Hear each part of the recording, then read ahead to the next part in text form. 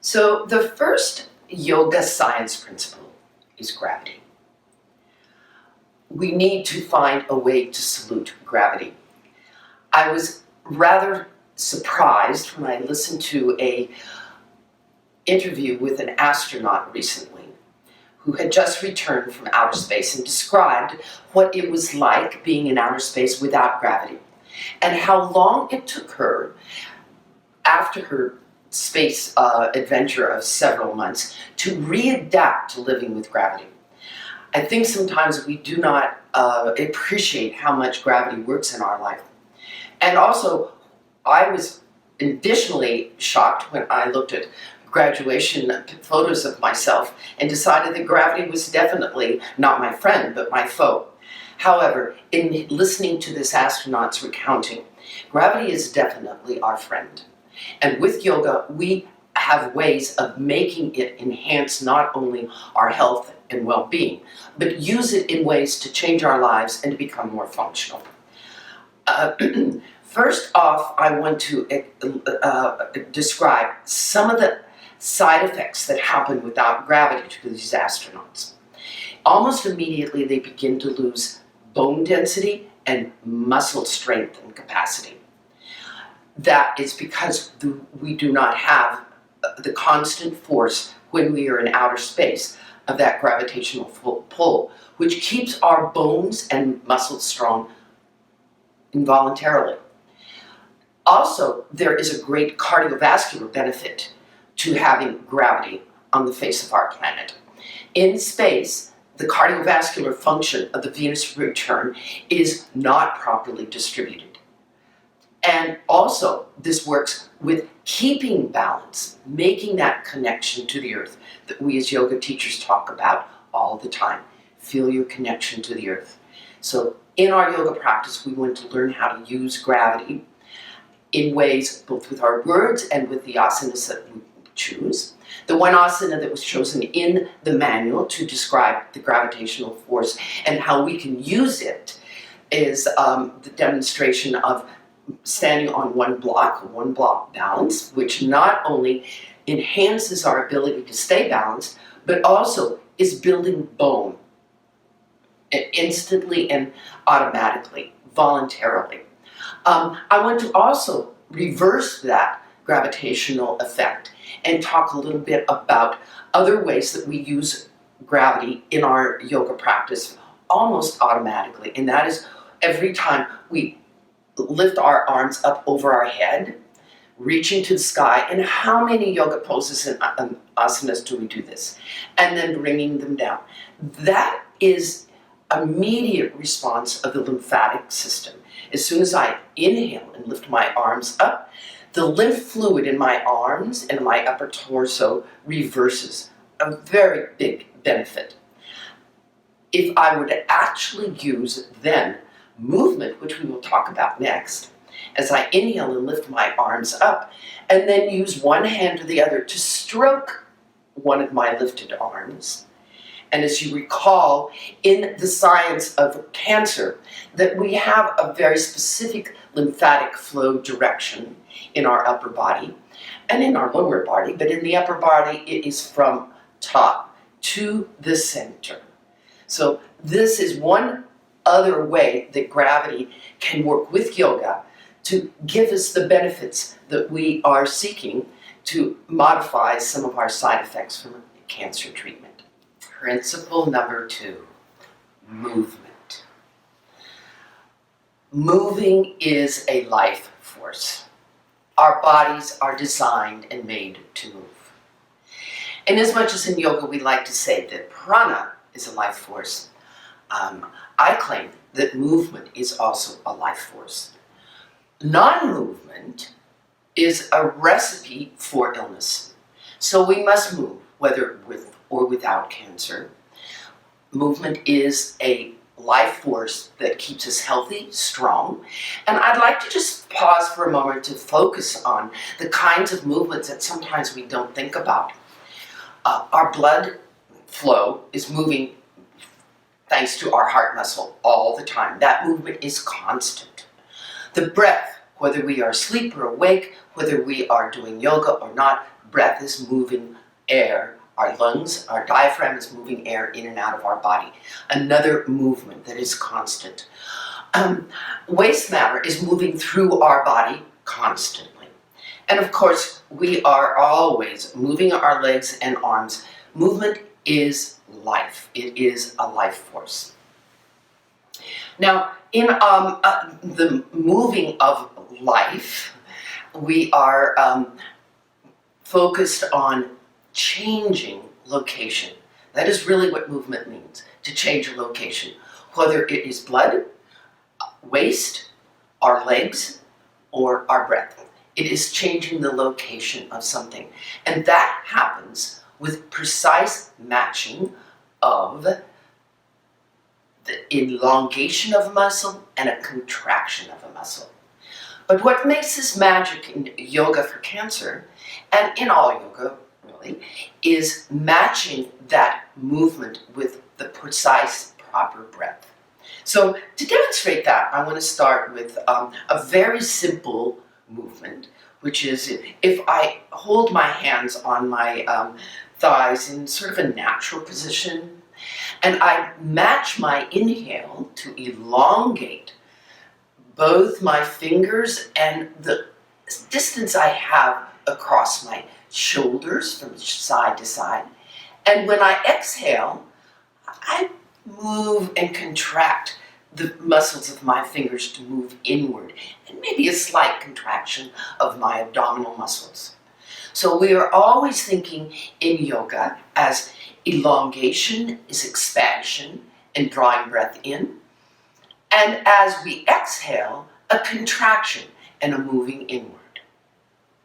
Inhale, elongates, moves out, and exhale, contracting, moving inward.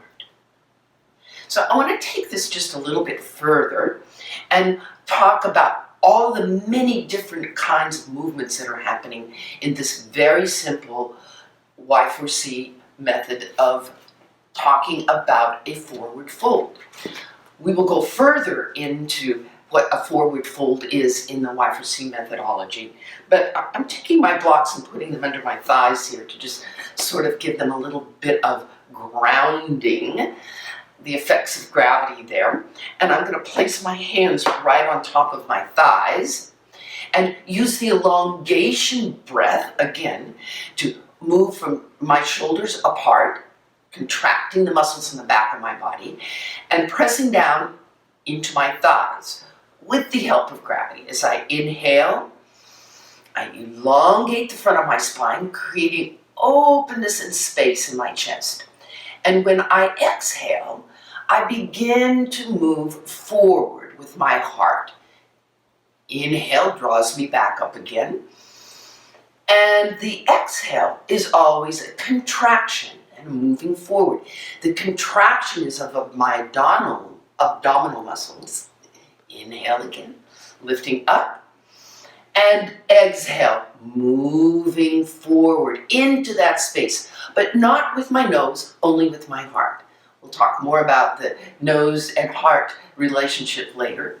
But this time, as I inhale and elongate my spine, find all sorts of space between my navel and my heart, I'm going to exhale and slide my hands forward without my head coming to my knees. Inhale, I'm going to bring my arms back up to that place underneath the blocks. Exhale again, sliding forward. Inhale, the breath moves to fill the lungs.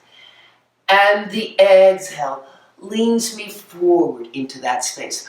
I have all sorts of movement going on here. I am breathing, bringing breath into my lungs, expanding my muscles, my chest. Exhale, I am moving forward as my diaphragm lifts towards my heart.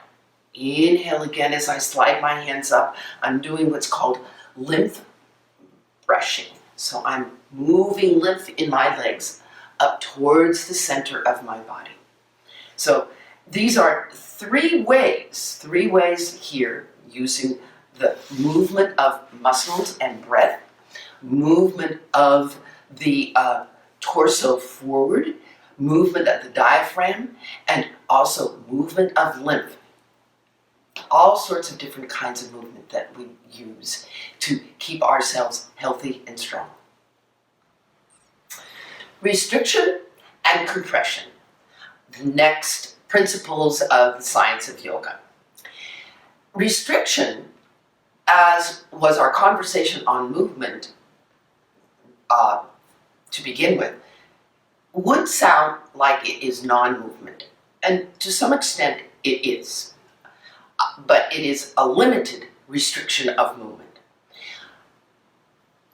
The compression science of the yoga science is very easily demonstrated in something that is called the squeeze and soak method, which Mr. Iyengar presented to us.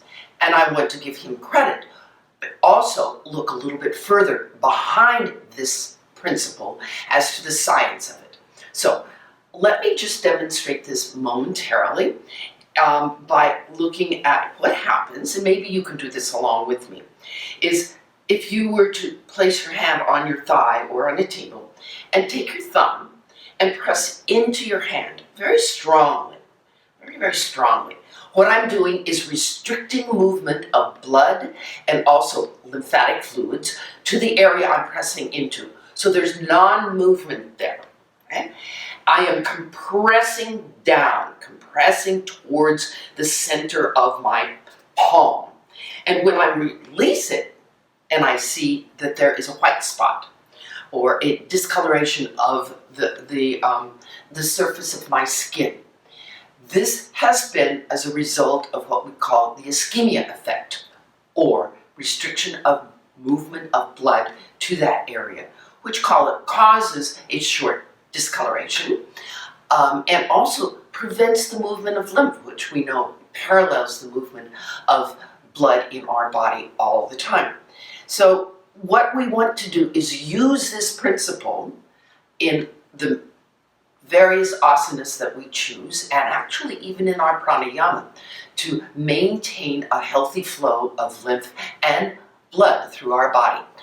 Just as the astronauts who did not have a full venous return of their blood flow, of their cardiovascular flow when they were in space, that prevented them from having a proper function of that part of their body.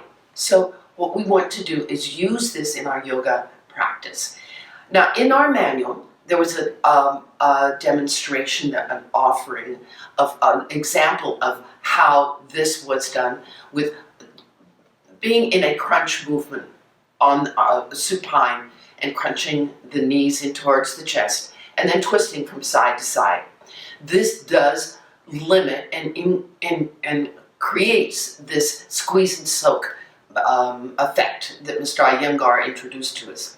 I'm going to introduce another asana, another method of doing this, which is what I call the one-legged cat and cow. Very easy, but what I want to do is remove my blocks, and I'm going to slide my one knee down onto the floor so it is supported, and actually the effects of gravity are holding it there into the floor.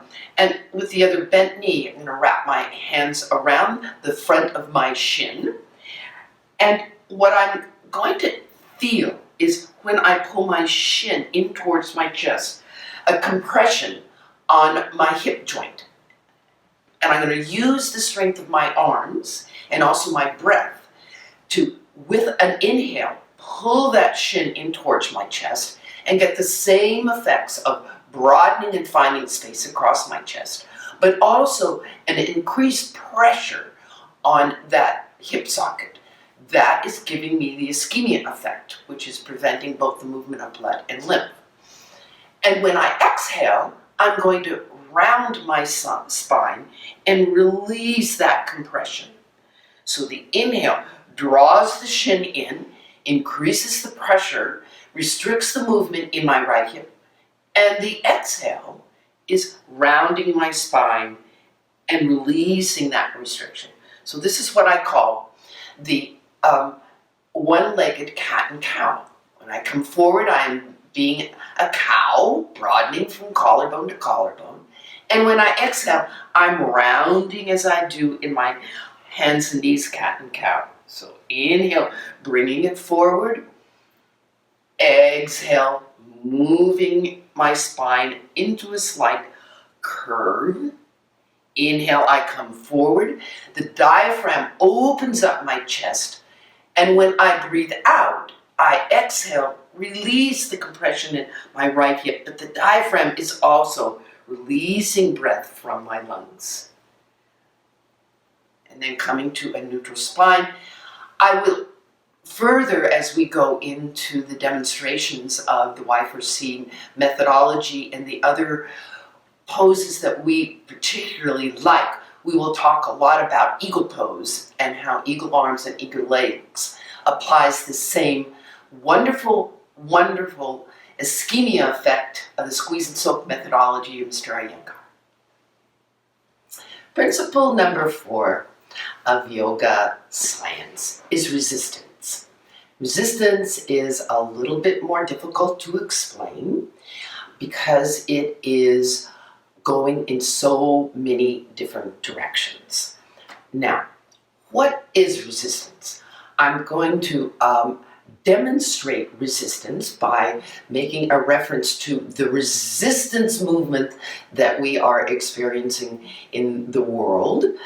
And that is resistance to the forces that are being put on us that change our lives.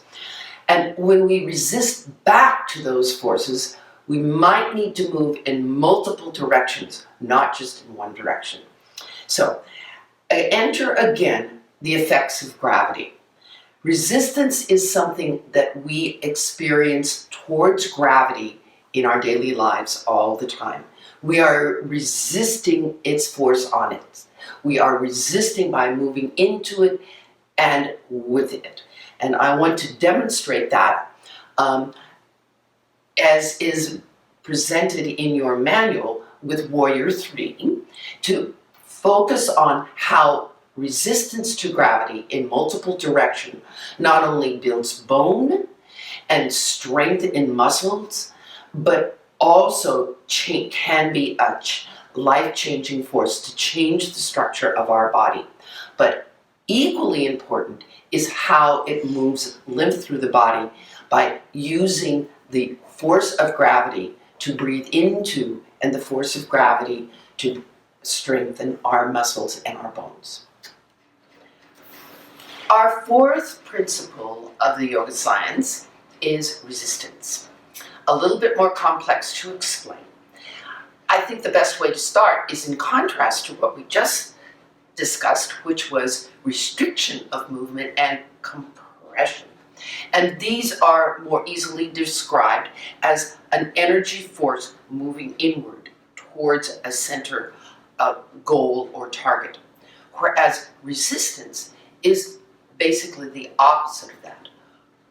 Energy moving apart and away from. So 2 sources of energy, 2 targets moving away from each other. And we use this in yoga frequently to create what is normally called a good stretch, which is a wonderful thing to experience and also brings with it, in the process of finding a good stretch, all sorts of other benefits which we will look at and incorporate into our yoga for cancer methodology.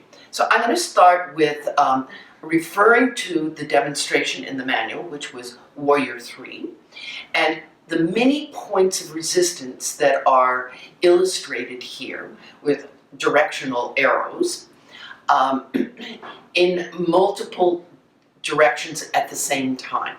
But I want to demonstrate now a more simplified version, which would be a very simple lunge and looking at the kinds of resistant points there are in this particular asana.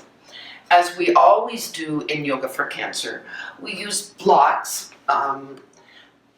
to help us modify our stronger poses. And I'm going to start with my hands on the blocks.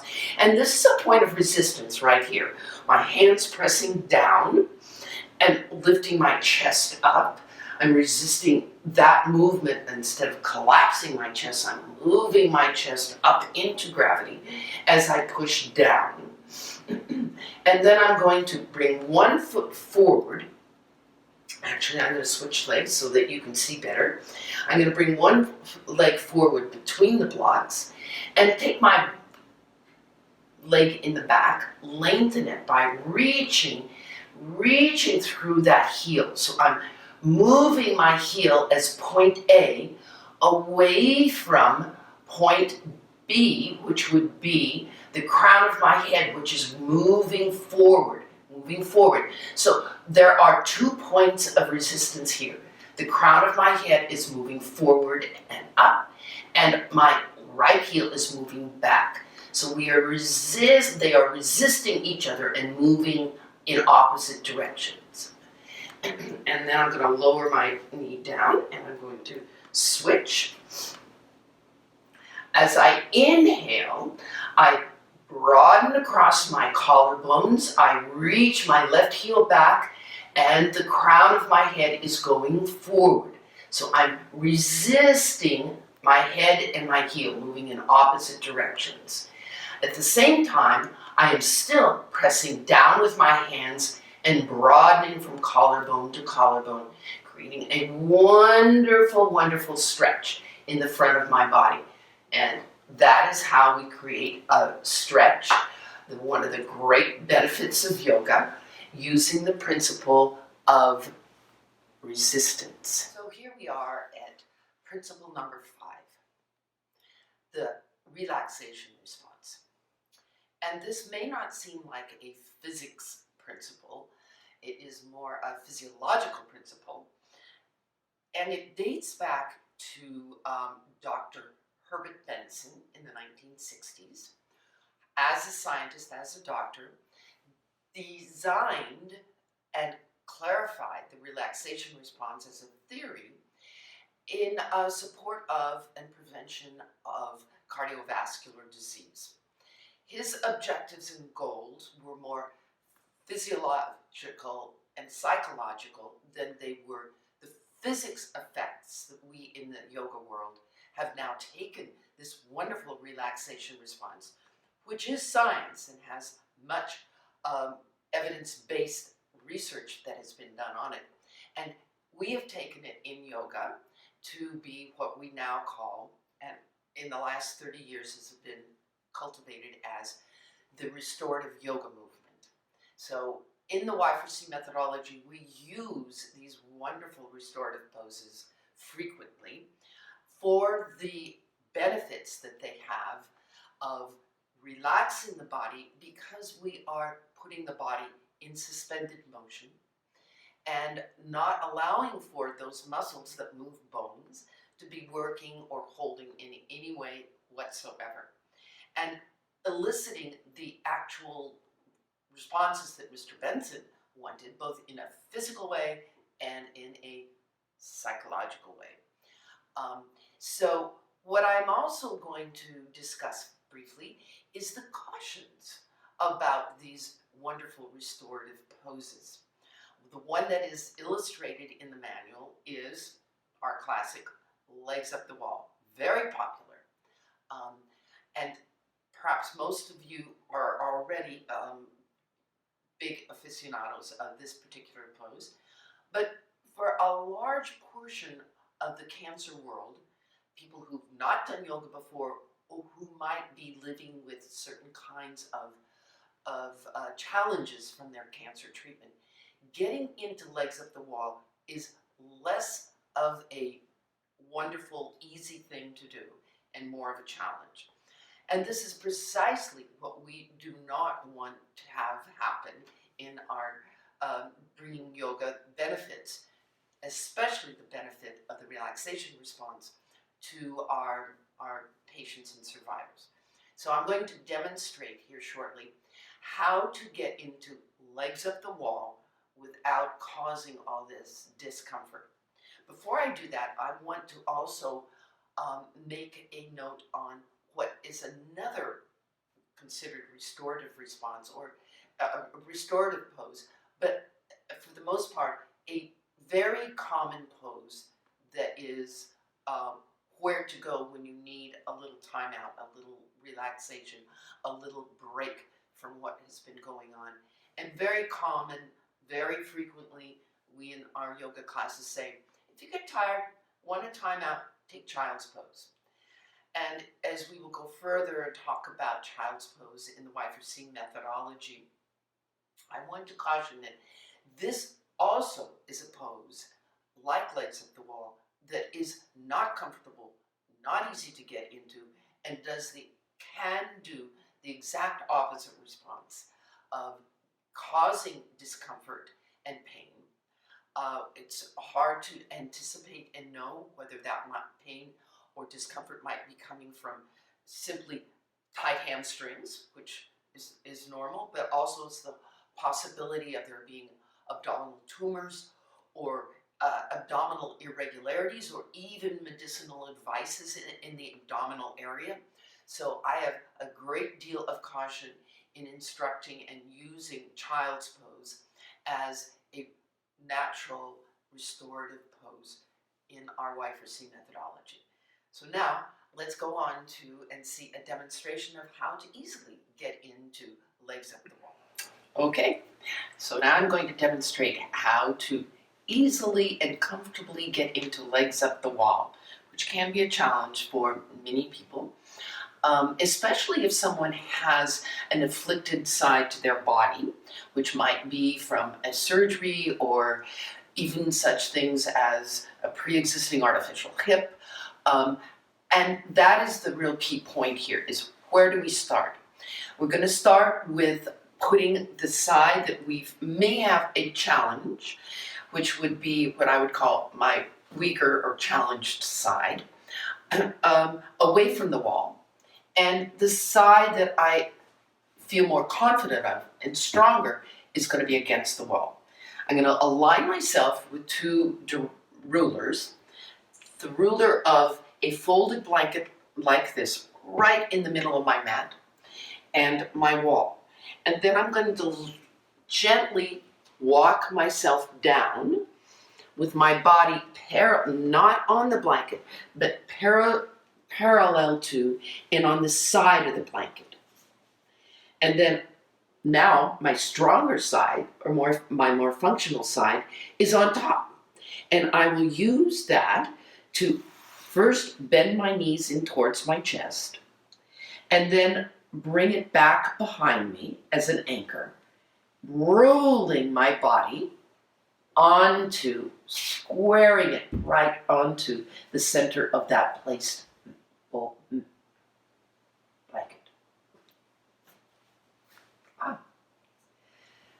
So there you have it, the 5 principles of the science of yoga.